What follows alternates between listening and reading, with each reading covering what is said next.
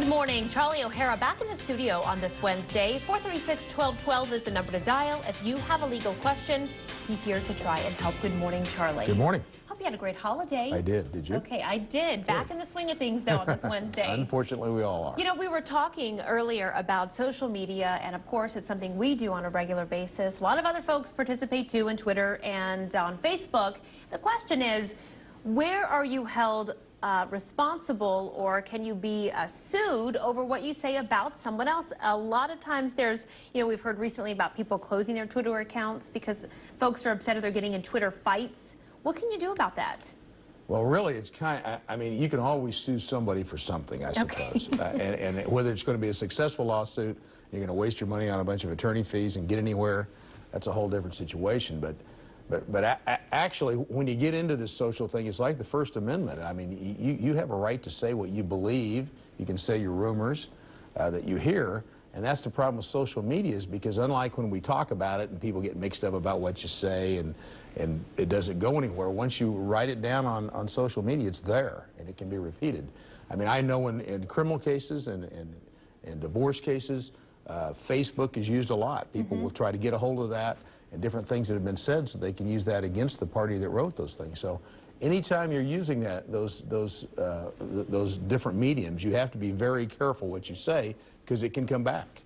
And when you say something in anger, even on an email, that I guess is going out of style now, but even on an email, that can, if you say it in anger and you go, I shouldn't have said that, well, it's already out there and it's done. Now, if you write something in a letter, you could probably say, I'm not going to mail that, I shouldn't have said that. But people do it real quickly and it causes some problems. Well, you and I have talked before. You say the laws are always changing, and of course social media is one of those. It's ever evolving with new social media forms coming out all the time. Well, and it may evolve into the point that if you say something that's intentionally trying to ruin someone, which you still have a lawsuit on, those lawsuits may get more popular as we go along. I don't know. I mean, I think that's going to evolve because it's kind of a new area of the law. But right now, I think those lawsuits are kind of hard to win. Most attorneys shy away from them. But if some attorney starts having success, then we all copy. Okay. Thank you, Charlie. Okay. Good information. We're going to go ahead and take a call that we have on the line. Good morning. What's your question for Charlie today? Yeah, I'm going through a legal custody battle with my ex, and I was wanting to know what the difference between a guardianship and a power of attorney over my child is. Well, the power of attorney is just kind of a situation that you can do the financial things or something like that. A guardian's actually almost like a parent. I mean, they take care of everything having to do with the child and control. So it's a much more serious situation. Usually a guardian situation comes with the approval of a court. You can go in and have a power of attorney written by anybody, and it doesn't have nearly the effect that a guardianship would. A guardian over a child would be a much more serious thing.